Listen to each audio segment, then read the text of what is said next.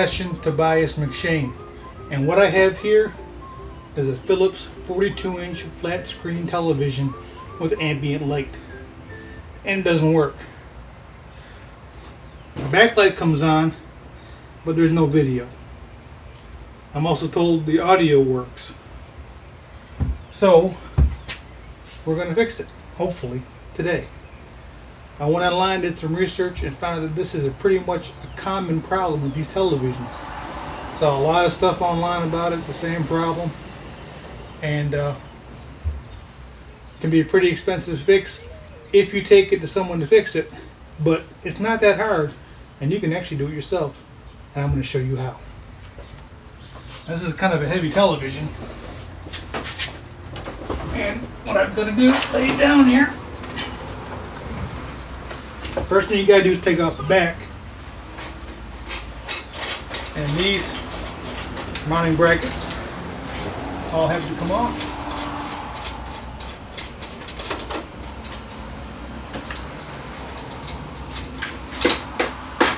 And there's screws all the way around it. I've been in this thing several times. It's kind of a pain in the neck taking it apart, taking all the screws out, so I cheated and just used mounting brackets to hold the back on.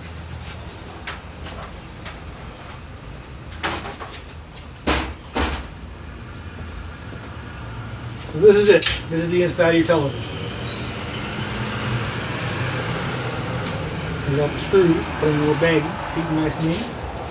I know where they're at. Now, I'm told the problem is this little piece right here. There's a little board that, unlike all the rest of these boards, which are right on top and easy to get to, is underneath all of this backing. So that means all of this backing has to come off. Brilliant. Can't put it on top like everything else, can it? But anyway, we're going to work on this now. Now, if you decide to work on these kind of things yourself, there's something very important you have to remember. This is the power supply. This supplies all the power to the LED, to all the components, everything that runs the whole television. On this power supply are capacitors. Capacitors store energy. So even though it's unplugged, and has been unplugged for months, there's still power in those capacitors. Granted, it may not be much. It might be enough to give you a nice little shock and knock you on your butt, but it's also enough to short circuit anything in the system. So you do not want to touch any of these capacitors. Stay away from this area because it's dangerous.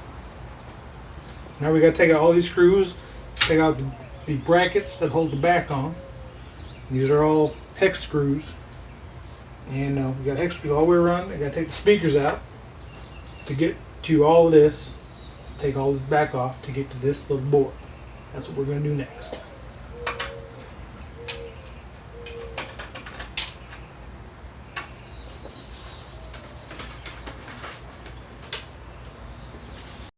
Okay, now that I got the brackets off, I have to take this piece off. This whole back metal piece. Actually, this piece right here. This can stay. To get to that, I gotta get to the screws that are all the way around it and under the speakers. I gotta take the speakers out, take all these screws out. Now they made it convenient by pointing little arrows to the screws that hold this back piece in. So when you're putting it back together, remember your little arrows, and you'll be able to get it back together without any problem. You like to take the speakers parts. Make sure you take your wires out of the little connectors here, little holders. I just like to take the speakers and set them up on top, and take the screws from the speakers and put them down here where I know where they're at. And then it's just a matter of unscrewing all the screws around it. Wherever you see an arrow on a black screw, that's what you got to take out.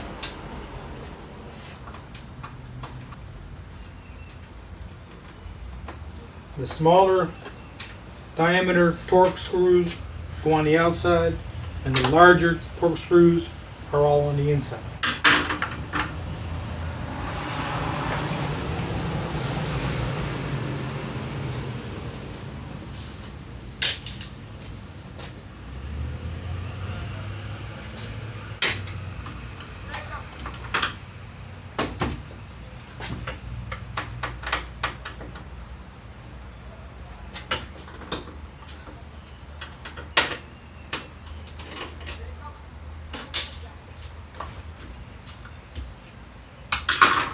Turn it around and get to the other side.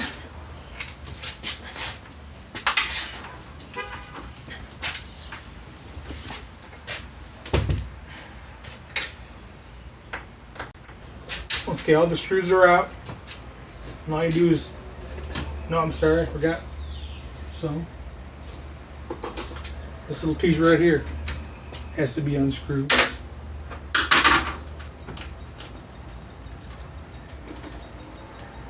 See, I was in here before and I made that mistake last time.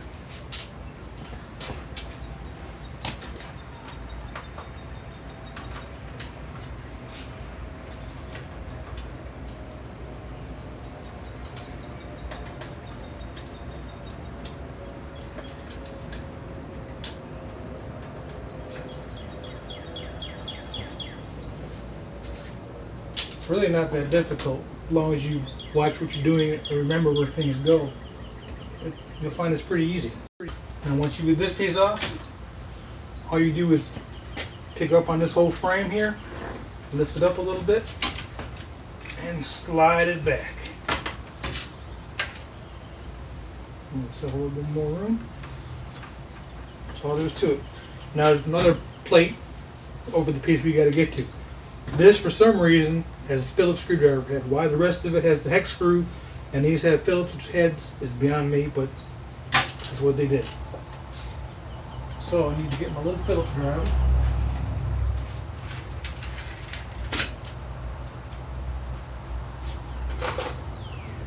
And whoever designed this little case with screwdrivers didn't think about having to get them out of here.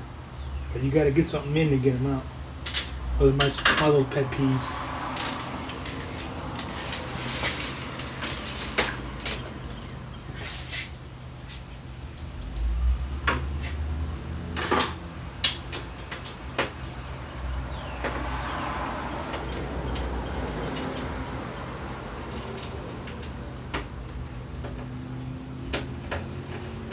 Carefully remove this.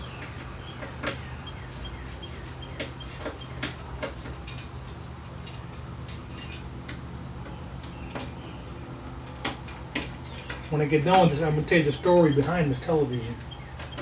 That plate comes off. I'm going to carefully set it over here, making sure I'm losing in my tiny little screws. This is it. This is the piece. Carefully open these up.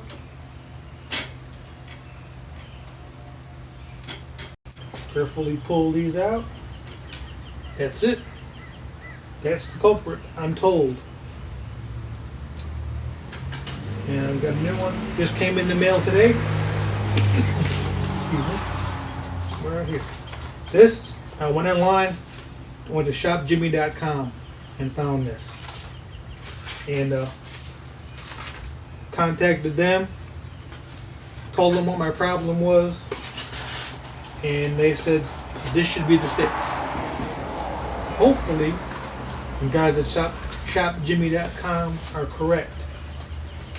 And if they are, you're going to be in for a surprise when I get done with this. You're not going to believe how much this costs. Here's the new board. I believe it's actually a refurbished board.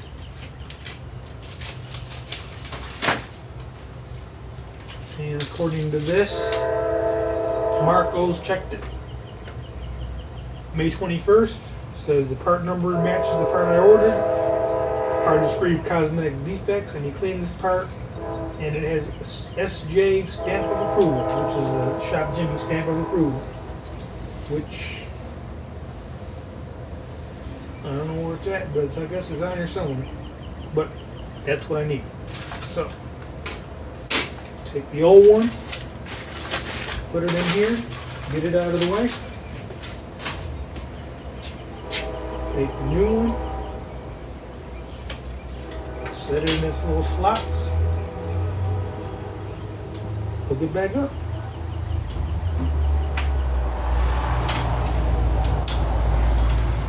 Okay, got the cover back on. I'll just bring this back up to where it was. Like that. Now there are a couple of things that I had to unplug that were kind of in the way. One of them is the plug that goes into here. This is the piece we just replaced. This plug just plugs in this spot right here. And then I also unplugged this, which goes into one of the units that drives the LED in the back, lights it all up and everything else. And that just plugs in right here. No problem. Simple. 3-second things. So now I'm just putting the screws back in where they came from. Remember, look for your little arrows. The big ones that use the larger torque go on the frame. The smaller ones go on the outside. And these actually hold this outer frame onto the whole unit. So when you take it apart, don't be shocked if the frame drops a little bit as you're working, because it might.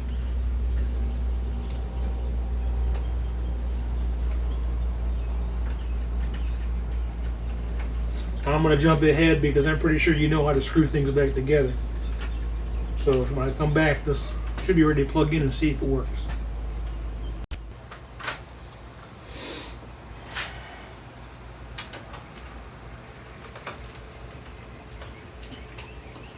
And there's my last screw. Alright. We got the back together. We got the mounting plates that will hold the TV back on. Everything that I unplugged earlier is plugged back in, except for some of the stuff with the ambient lighting, which I'll get that when I finish it up, put the back on. I don't think I need to have that plugged in to test it.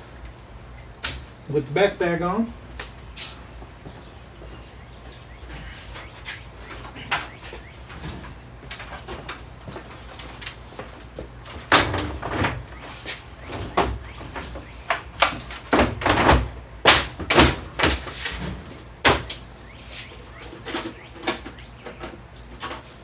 and I'll put these mounting posts back on just to hold the back together.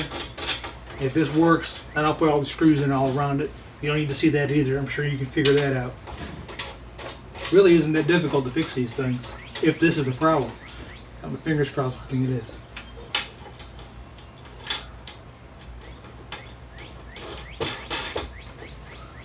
Alright, there's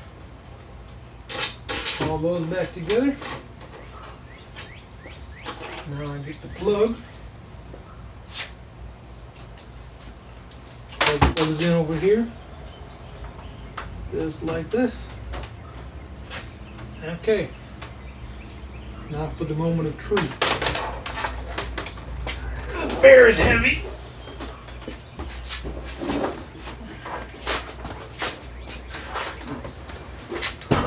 Put it there. Plug it into the wall. No shocks, no explosions. The power is on. I believe. Let's see what happens.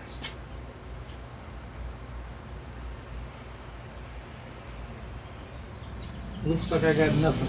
Oh, there we are. It's fixed. I ain't got nothing hooked up to it, so that's why there's no program available.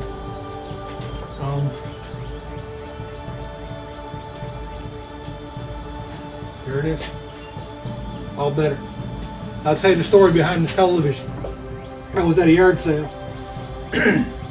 and the gentleman saw me looking at it, and he asked me, "Are you a tinkerer?" And I kind of said, "Yeah, sort of."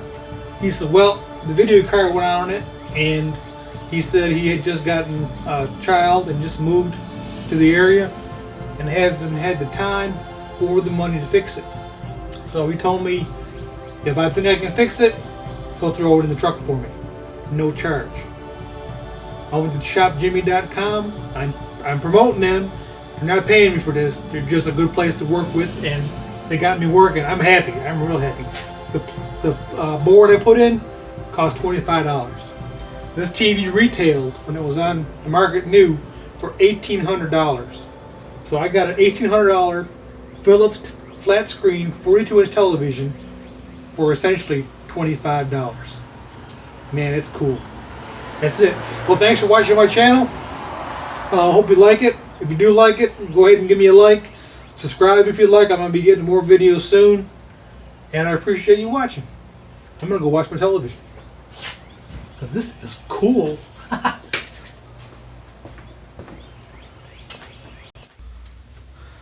Well, folks, there it is. My television all in this special spot in my room. And what's cool about this is it has ambient light.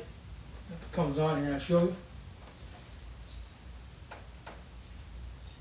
It has the ambient lighting, so it bounces off the back. See a little light back there. If you get to the menu, it lightens up more. There we go. Ambient light on the back. It also can hook up to your computer. I was going to hook up my DVD, have a DVD playing on this for you to see it, but I've got one problem is that I thought I had RCA jacks and I don't, so I'm going to have to run to Walmart and pick up some RCA jacks, and I also need to get a remote for it. I seen them at Walmart or Big Lots, one of the two, for like $7, so still can't beat the price for an $1,800 television, right? $25 for the card, $7 for the remote, and whatever the RCA cables cost to run the DVD player. So that's it. You can do it. I mean, it's not that hard. Just takes a little common sense. Careful what you're doing. You guys that have had problems with these televisions in the past, now you know what to do to fix it. If you have any other questions, do what I did. I contacted shopjimmy.com and they helped me. They had some tutorials that showed me exactly where the part was I needed to fix. One of the reps from there contacted me when I told him I was having problems with, and he said this should be the problem, and it was. That little card, that little $25 card was all it was for me to have a nice television for $25. You can't beat that for nothing. That is cool as hell. So, I'm going to go to Walmart and pick up some stuff to make this thing work like I want to, and come back and watch some DVDs. So, y'all be good.